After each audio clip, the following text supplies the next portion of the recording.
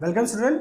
आज इस वीडियो में हम देखने वाले हैं आपका सीरीज एलसीआर सर्किट। इससे पहले के जो दो वीडियो थे उसमें हमने आपका इंडक्टर सर्किट, कैपेसिटर सर्किट और एक रेजिस्टिव सर्किट को अलग अलग देखा है और उसमें हमने देखा कि किस तरह से एक रेजिस्टर के साथ, एक इंडक्टर के साथ और एक कैपेसिटर के साथ जब आप एसी वोल्टेज सप्लाई देते हैं तो आपका करंट किस तरह से रिप्रेजेंट होता है, उनके बीच में क्या फेज वैल्यूज या फेज डिफरेंस होते हैं।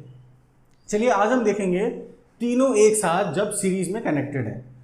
तो हमने पहले एक ले लिया, आपका एक रजिस्टर ले लिया, साथ में हमने एक इंडक्टर लगा दिया और एक कैपेसिटर लगा दिया, ठीक है। और इनको हमने एक पावर सप्लाई दे दिया, वही पावर सप्लाई जो आप सेपरेटली देते आ रहे थे अब एक साथ सीरीज में देना है, ठीक है। तो ये आपका R हो गया, ये आपका L हो गया, ये C हो गया और ये हो गया E is equal to E naught sine omega T.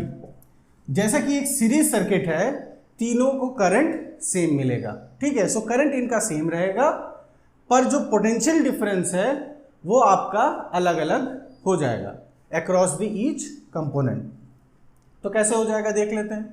R के अक्रॉस मान लो उस पोटेंशियल डिफरेंस को हम VR रिप्रेजेंट कर दे रहे हैं, L के अक्रॉस हम उसको VL रिप्रेजेंट कर रहे हैं और C के अक्रॉस आपका VC रिप्रेजेंट कर रहे हैं।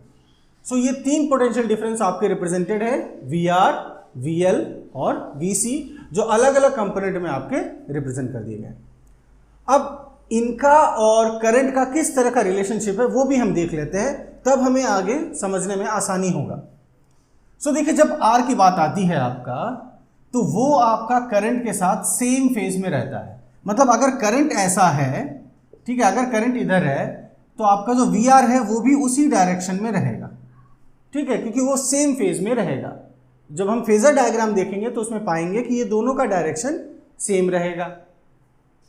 जब हम L की बात करें और VL और I की बात करते हैं तो आप जानते हैं कि in case of inductor I lag करता है वोल्टेज से, ठीक है। तो इंडक्टर के केस में करंट लैग करता है EMF से। सो अगर ये करंट हो गया मान लो, क्योंकि हमें तीनों के लिए करंट सेम रखना है, तो ये करंट हो गया मान लो, ठीक है, और ये करंट लैग कर रहा है तो ये करंट पीछे होगा।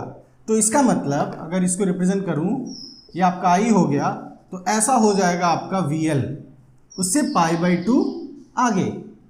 सिमिलरली अगर मैं C की बात करूं तो इस केस में करंट हम एक ही रखेंगे, ठीक है। इसमें क्या हो जाएगा, क्योंकि इसमें करंट लीड करता है वोल्टेज से, तो इस समय जो वोल्टेज है वो आपका VC है, तो उससे वो लीड करेगा, ठीक है, करंट लीड करेगा। सो करंट लीड करना माने VC आपका लैग करेगा, तो वो आपका π/2 पीछे। तो ये आपका फेजर डायग्राम को थोड़ा सिंप्लीफाइड करने के लिए ये पहले रिप्रेजेंट हमने यहाँ पर किया है। साथ ही साथ अब मैं पीक वैल्यू को भी यहाँ रिप्रेजेंट करना चाहता हूँ, सो दैट उसको जब हम यूज करें तो आपको रिलेट कर सके आपका। जैसे अगर मान लो पीक वैल्यू आपका I0 है, इस सर्किट का जो पीक वैल्यू, जैसे E0 तो आपका पीक EMF हो गया, तो आपका जो पीक करंट है I0 वो किस तरह से इन सब से रिलेटेड है, VR, VL, VC से कैसे रिलेटेड है, चलिए उसको भी देख लेते हैं।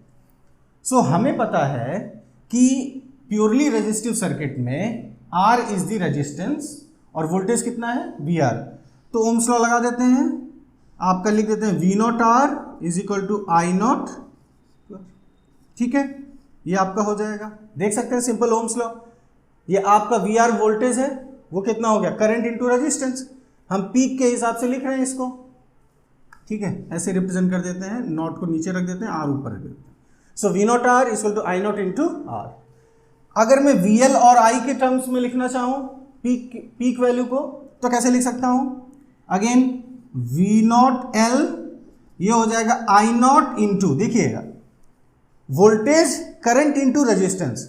जब मैं इंडक्टर सर्किट की बात करूं, ओनली इंडक्टर, तो यहां पे जो रेजिस्टेंस का काम करता है वो करता है XL, ठीक है, जिसको हम कहते हैं इंडक्टिव रिएक्टेंस। XL आपका रेजिस्टेंस का काम करता है। तो इस तरह से ये इक्वेशन हो जाएगा। सिंपल ओम्स लॉ फॉलो हो रहा है, VIR, ठीक है, R मतलब रेजिस्टेंस, यहां रेजिस्टेंस कौन दे रहा है, XL दे रहा है, जब आपका इंडक्टिव सर्किट होता है। अब कैपेसिटिव सर्किट में कौन देता है, कैपेसिटिव सर्किट में आपका देता है एक्स सी, तो आपका V naught C equal to I naught into X C. ठीक है, इस तरह से हम रिप्रेजेंट कर सकते हैं पीक वैल्यू को करंट के साथ। ध्यान रखिएगा, ये अलग अलग कंपोनेंट के लिए रिप्रेजेंट किया गया है। अगर आपके पास सिर्फ रजिस्टर सर्किट है तो ऐसा, सिर्फ एक इंडक्टर सर्किट है तो ऐसा, ये प्योरली रजिस्टिव, प्योरली इंडक्टिव, ये प्योरली कैपेसिटिव सर्किट हो जाएगा। अब चलिए आ जाते हैं हम वापस से आपका सीरीज एलसीआर पे। नाउ सीरीज एलसीआर में ईएमएफ हमें मिल गया है, हमें पता लगाना है कि करंट को हम कैसे एक्सप्रेस कर सकते हैं, किस तरह से हम उसका एक्सप्रेशन दे सकते हैं, साथ ही साथ जो फेज रिलेशन है बिटवीन ईएमएफ एंड करंट वो कैसा है। ना इससे पहले के जितने भी इंडिविजुअल कंपोनेंट्स जब हमने देखे तो हमने वहां पर क्या किया, हमने उसको सॉल्व किया, इक्वेशन लिया, किरचॉफ्स लॉ लिया या आपका एक ओम्स लॉ लिया, वहां से सॉल्व। यहां हम पूरा सॉल्यूशन फेजर डायग्राम से करेंगे। ठीक है, सो फेजर डायग्राम का यूज करके हम सॉल्व करने की कोशिश करेंगे कि करंट हमारा कितना है। सो चलिए देखते हैं कि फेजर डायग्राम से कैसे करंट को पाया जा सकता है। तो इसके लिए मैं इस तरह से आपका मान लीजिए बना देता हूं और यहां मैं फेजर डायग्राम बनाने वाला हूं। ओके, सो सबसे पहले हम रिप्रेजेंट करते हैं वी आर को, जो हमारा वी आर है इसको रिप्रेजेंट करते हैं। ठीक, तो रैंडमली मैं आपका वी आर को ऐसे रिप्रेजेंट कर दे रहा हूं। ये मान लीजिए ये हमारा वी आर है, this is the V R. Okay, तो ये आपका वी आर हो गया। मान लो ये डायरेक्शन आपका वी आर, अभी इसमें कोई एंगल या कुछ भी मैं रिप्रेजेंट नहीं कर रहा हूं। मान लीजिए ये वी आर है आपका। ठीक है, वी आर कौन है, रजिस्टर के अक्रॉस वाला वोल्टेज है। अब जैसे ही आपने वी आर का ये डायरेक्शन दिया वैसे ही एक और डायरेक्शन फिक्स हो गया, किसका, करंट का, क्योंकि करंट और वी आर सेम फेज में है, they are in the same phase, उनके बीच में कोई भी फेज डिफरेंस नहीं है। तो जितना एंगल पे वी आर होगा उतना ही एंगल पे आई भी होगा, क्योंकि फेज डिफरेंस तो है ही नहीं। सो इसलिए आई भी यहां पर ऐसे रिप्रेजेंट कर दिया इसी डायरेक्शन पर। ध्यान रखेंगे जब हमने आई को रिप्रेजेंट किया तो उसको थोड़ा उस वेक्टर को छोटा बनाया है कंपेयर टू वी आर। सो ये एक वेक्टर है। ठीक है, अगर नाम देना चाहे तो हम नाम दे सकते हैं, मान लो ए, इसको नाम दे देते हैं बी और इसको नाम दे देते हैं हम ओ। तो आपका जो ओ ए वैक्टर है ये आपका वी आर है, जो ओ बी वैक्टर है ये आपका आई है। ठीक है, करंट है आपका। अब आते हैं बाकी वी एल और वी सी को देखते हैं। यहां पर वही कॉन्सेप्ट लगेगा कि करंट उसमें लीड कर रहा था या लैग कर रहा था, जो हमने इंडिविजुअली देखा है। अब इंडक्टर सर्किट की बात करते हैं। इंडक्टर सर्किट में हमने पाया कि करंट आपका लैग करता है और जो वोल्टेज है, जो ईएमएफ है अक्रॉस एल, वो आपका लीड करता है। ठीक है, कोई अगर लैग कर रहा है तो उसके अपोजिट लीड करेगा। तो करंट लैग कर रहा है, पीछे है, पर करंट तो हमारा बन चुका है। ठीक है, ये करंट तो हो गया। अब ये तीनों के लिए तो यही होना है। क्यों यही होना है भाई, सीरीज में है तो यही करंट होना है तीनों के लिए, तो ये तो फिक्स हो गया। तो हमें फिर VL और VC को एडजस्ट करना पड़ेगा। सो क्योंकि करंट लैग करता है, पीछे है, तो वोल्टेज आगे है, तो वोल्टेज को आगे बना देते हैं। कितना आगे है, π/2। ठीक है, π/2 आ गया, तो इसको π/2 आगे कर देते हैं। सो ये हमने मान लीजिए इस तरह से रिप्रेजेंट कर दिया आपका π/2 आगे। सो ये हमारा हो गया VL। ठीक है, ये एंगल हो गया आपका π/2। ओके, चलिए VL हमारा बन गया। अब आ जाते हैं VC पे। VC में हमने क्या पता है कि करंट लीड करता है, तो वोल्टेज पीछे है, जैसे यहां दिख रहा है वोल्टेज पीछे है आपका, कितना से, π/2 से। तो करंट तो अगेन फिक्स है, तो VC को हम पीछे कर देते हैं। पर यहां हम एक चीज ले रहे हैं कि VC is greater than VL। ठीक है, ये हम लेके चल रहे हैं कि हमारा VC VL से बड़ा है। इसलिए देखिए VL को हमने पहले से ही छोटा बनाया इसके कारण, और VC को हम बड़ा बनाएंगे, क्योंकि आपको मैंने बताया है पहले के वीडियो में भी कि जो ये वेक्टर होते हैं इनका जो लेंथ होता है ये आपका इस वेक्टर्स के या ये क्वांटिटीज के मैग्नीट्यूड को या पीक वैल्यू को रिप्रेजेंट करता है। सो आपका VC मान लीजिए इस तरह से रिप्रेजेंट हो जाता है। ये हमारा VC हो गया, जो कि I से 90 डिग्री पीछे है। अब क्योंकि VL I से 90 डिग्री आगे है और VC I से 90 डिग्री पीछे है, सो जाहिर सी बात है ये एक लाइन में चले आएंगे। ओके, सो VL और VC एक लाइन में आ गए। तीसरा वेक्टर है VR। अब आपके सामने तीन वेक्टर्स हैं, VL, VC, VR। इनको हमें सॉल्व करना है, इन तीनों वेक्टर्स को। और जब इन तीनों को सॉल्व करेंगे तो जो रिजल्टेंट होगा वो होगा E। इन तीनों वेक्टर्स का जो रिजल्टेंट है, क्योंकि आप देख रहे हैं यही पावर सप्लाई है जो इनको डिवाइड होके मिल रही है, सो ये जो इन तीनों का रिजल्टेंट होगा वो आपका E होगा। ओके, और जैसा कि यहां पे आप क्लियरली देख सकते हैं कि ये तीनों जो हैं वो सेम फेज में नहीं है, अलग अलग। देखिए इस अगर ये रेफरेंस लाइन है, इससे VR कुछ अलग एंगल बना रहा है, VL कुछ अलग एंगल बना रहा है, VC कुछ अलग एंगल बना रहा है। सो VR, VL, VC ये आपके एक ही फेज में नहीं है, सेम फेज में नहीं है, इनके बीच में फेज डिफरेंस है। सो चलिए इनको सॉल्व करते हैं।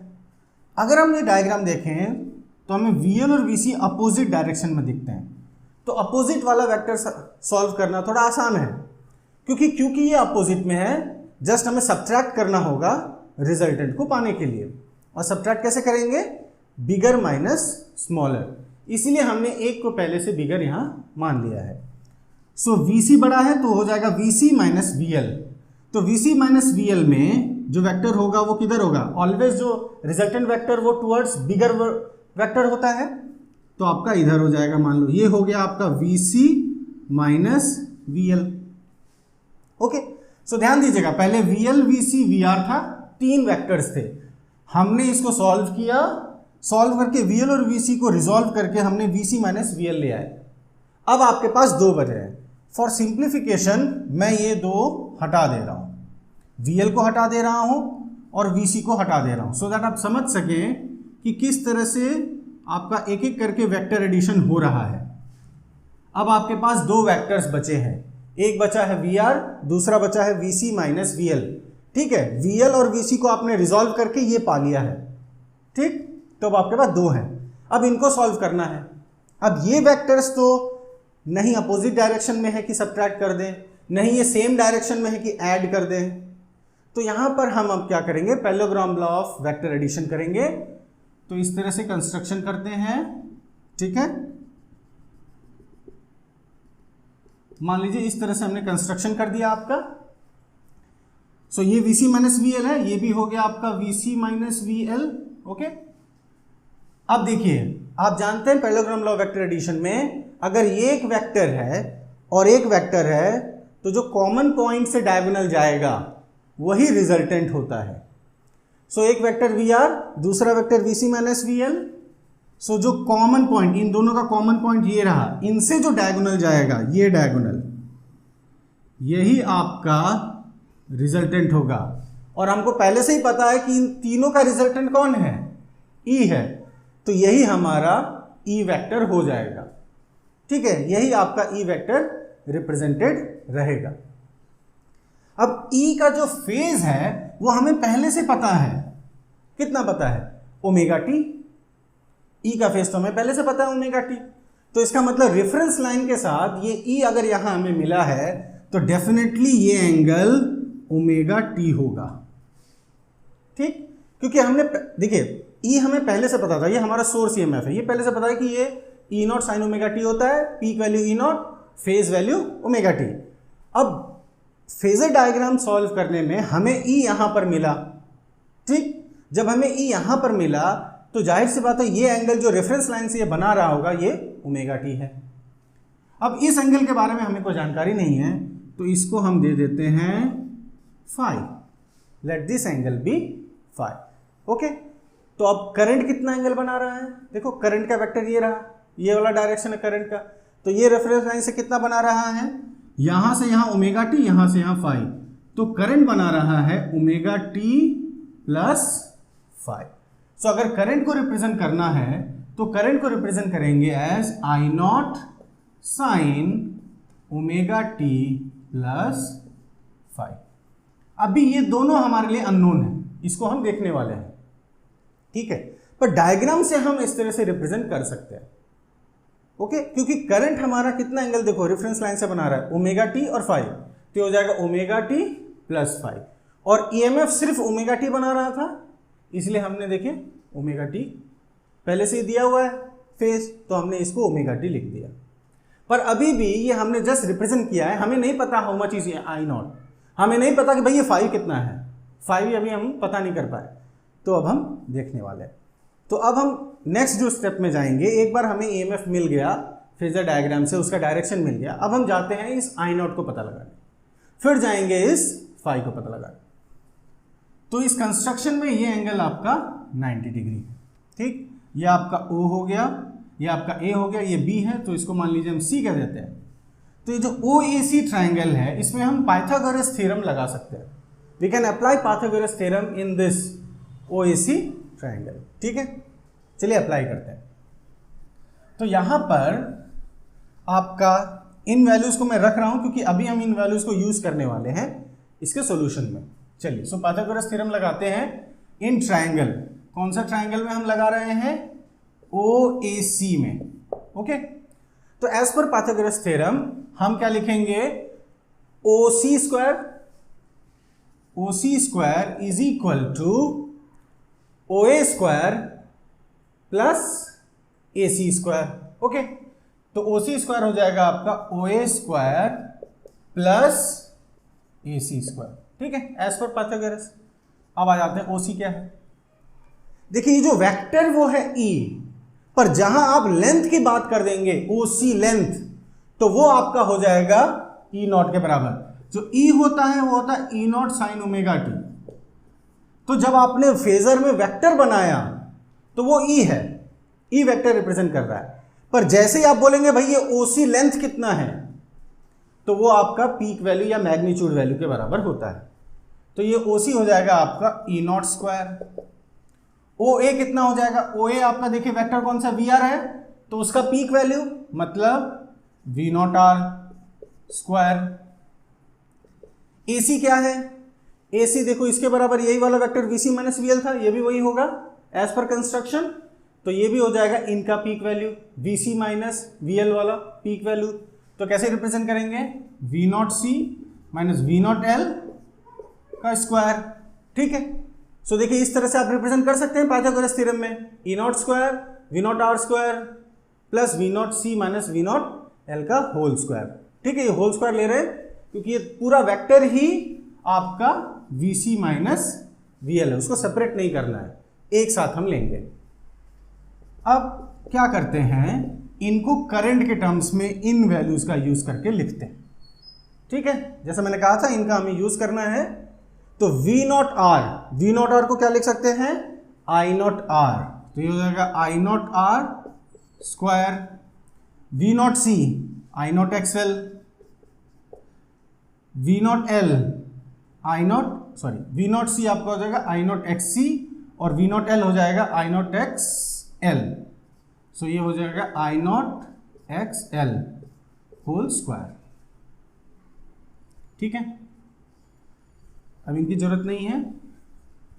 अब यहां से हम देखिए एक स्टेप और ले लेते हैं, सबको स्क्वायर कर देते हैं और यहां से I नॉट को हम कॉमन ले लेते हैं। सो I नॉट स्क्वायर कॉमन चला गया, XC माइनस XL का होल स्क्वायर, या E not square R square plus XC minus XL का होल स्क्वायर, ये आ गया। अब हमें तो करंट चाहिए, तो इसको करंट के फॉर्म में लिख देते हैं, चलिए। सो I नॉट के फॉर्म में अगर मैंने लिखा तो कैसे आ जाएगा, E naught by root over R square plus XC minus XL का होल स्क्वायर, ये आपको I नॉट मिल जाता है, ये I नॉट आपका ये। So current series LCR circuit में इस तरह से रिप्रेजेंट होगा, this is how current will be represented, जिसमें I नॉट क्या होगा, ये होगा I नॉट हो जाएगा E नॉट, ठीक है, E naught by root over R square plus XC minus XL का होल स्क्वायर, ठीक है। ध्यान दीजिए यहां हमने VC minus VC greater than VL लिया था, अगर आप VL ग्रेटर लेंगे सो पूरा सोल्यूशन आप करेंगे ग्राफ आपका नीचे की तरफ शिफ्ट कर जाएगा, ठीक है, पर ज़्यादा वेरिएशन नहीं आएगा वैल्यू में, क्योंकि ये एक्सएल माइनस एक्सी हो जाएगा तब। और आपको पता है a minus B whole square is same as b minus A whole square, तो फर्क नहीं पड़ेगा वैल्यू पे, ठीक है। सो आप चाहे vc बड़ा लें या vl बड़ा लें, एंड रिजल्ट जो आने वाला है वो चेंज नहीं होगा। Now this under root R square plus XC minus XL whole square, this is known as z, और इसको हम कहते हैं impedance. This is called impedance of the circuit, ये आपका z हो जाता है। So it is similar to your r, it is similar to your xl, it is similar to your xc। r क्या काम करता है? प्योरली रेजिस्टिव सर्किट में, जब मैं कहता हूं प्योरली मतलब जिसमें सिर्फ रजिस्टर लगा हो और एसी सप्लाई लगा हो, तो प्योरली रेजिस्टिव सर्किट में करंट को अपोज करता है r, प्योरली इंडक्टिव सर्किट में करंट को अपोज करता है xl, प्योरली कैपेसिटिव सर्किट में करंट को अपोज करता है xc। इसी तरह से एक सीरीज एलसीआर सर्किट में करंट को अपोज करता है z। तो इसका भी ऐसा यूनिट क्या है? ओम ही है आपका, ठीक है। सो z इसको हम कहते हैं impedance, this is called impedance. So आपका z निकल गया। अब इसको हम यहां पर रिप्रेजेंट कर सकते हैं। अगर हम रिप्रेजेंट कर दें तो I नॉट हो जाएगा E नॉट बाई z।